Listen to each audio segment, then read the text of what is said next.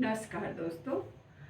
योग जिस तरह से हमारे शरीर के लिए बहुत लाभकारी है, उसी तरह से योग हमारे लिए एक थेरेपी का काम करता है।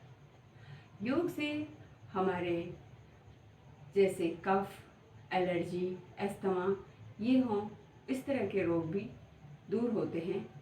हम जब योगासन करते हैं, वो योगासन हमारे शरीर के लिए एक थेरेपी का काम करते हैं।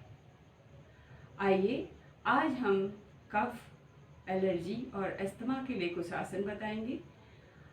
पहला आसन हम ब्रह्म मुद्रा करेंगे। ब्रह्म मुद्रा में हम इस तरह से वज्रासन में आ जाएंगे और इस तरह के आसन ले लेंगे और दोनों हाथों को इस तरह से अपने जांघ में रखेंगे और सांस लेते हुए अपने गर्दन को पीछे करेंगे और सांस छोड़ते हुए इस तरह से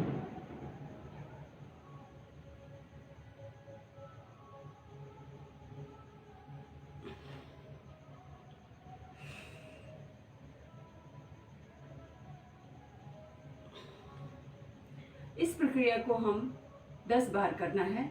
इसी तरह से दूसरी प्रक्रिया, पहले हमें अपनी गर्दन को दाएं बाएं करना है। यह प्रक्रिया भी हमें 10 बार दाएं 10 बार बाएं अपनी गर्दन को घुमाना है। इस तरह से सांस लेते हुए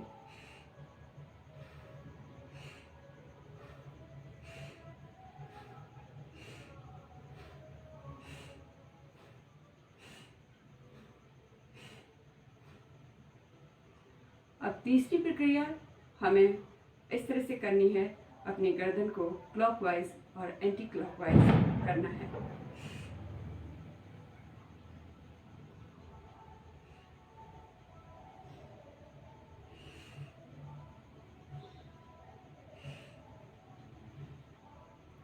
इसको भी हमने 10-10 बार करना है।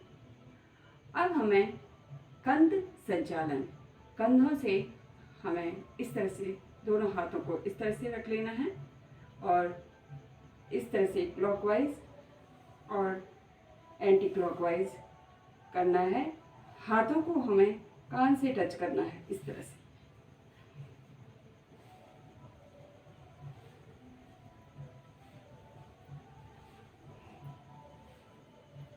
इस प्रक्रिया को भी हमें 10-10 बार करना है। और इसकी दूसरी प्रक्रिया, दोनों हाथों को इस तरह से ग्रिप बना के इस तरह से रखना है। सांस लेते हुए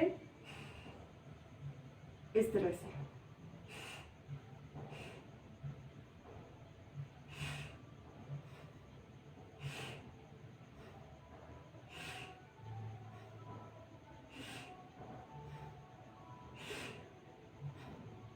इसको भी 10-10 बार करना है। यह प्रक्रिया हमारे लिए, हमारे अस्थमा के लिए बहुत लाभकारी है। अब हमें शशांक आसन करना है।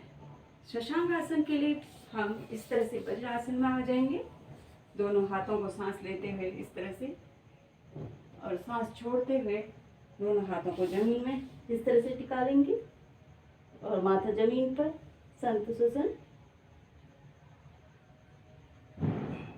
स्थिर रहने की कोशिश करेंगे। सांस लेते हुए दोनों हाथों को ऊपर कर लेंगे। अब हमने भुजंगासन करना है। भुजंगासन करने के लिए हम जमीन में इस तरह से छाती के बल लेट जाएंगे, दोनों हाथ इस तरह से और सांस लेते हुए। यह आसन हमारे छाती के लिए बहुत लाभकारी है। स्थिर रहने की कोशिश करेंगे। शंतुशासन, स्थिर सुखमासनम, इसे भी हमें 10-10 बार करना है।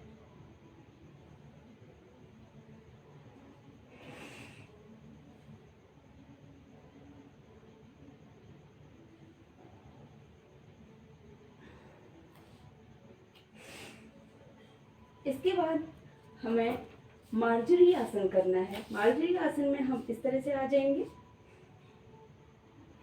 सांस लेते हुए इस तरह से छोड़ते हुए।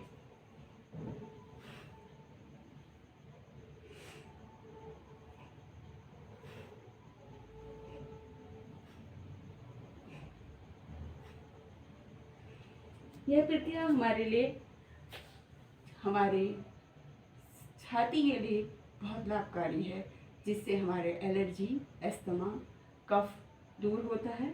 अब हमें धनुरासन करना है। धनुरासन के लिए हम अपने मैट में इस तरह से छाती के बल लेट जाएंगे, धीरे से दोनों घुटनों को मोड़ेंगे इस तरह से और इस तरह से करेंगे धनुरासन। स्थिर रखेंगे, स्थिर सुखमासनम। आसन स्थिति छोड़ेंगे इस तरह से। इसे भी हमें 10 बार करना है। अब हमने अभी तक जो आसन किए हैं उनसे जो हमारे शरीर में तनाव आया है उसके लिए हम शवासन करेंगे। शवासन करने के लिए दोनों हाथों को दूरियां करेंगे, हाथ की हथेलियां ऊपर को, पैर इस तरह से, जिस तरह से शव होता है उस तरह से, और गर्दन की एक तरफ लुढ़का देंगे। आप अपने हिसाब से कर सकते हैं, या गर्दन लुढ़का लें या सीधे रखें। स्थिर रहेंगे, स्थिर सुखमासनम। इसे हम विश्रांति कारक आसन भी कहते हैं। इसमें हमारे अंगों को शांति मिलती है। जो हमारा हमने जो अभी तक योगा किया है उससे जहाँ जहाँ हमारे शरीर में तनाव आया है उससे शांति मिलती है, श्वसन मंद रहता है। इस तरह से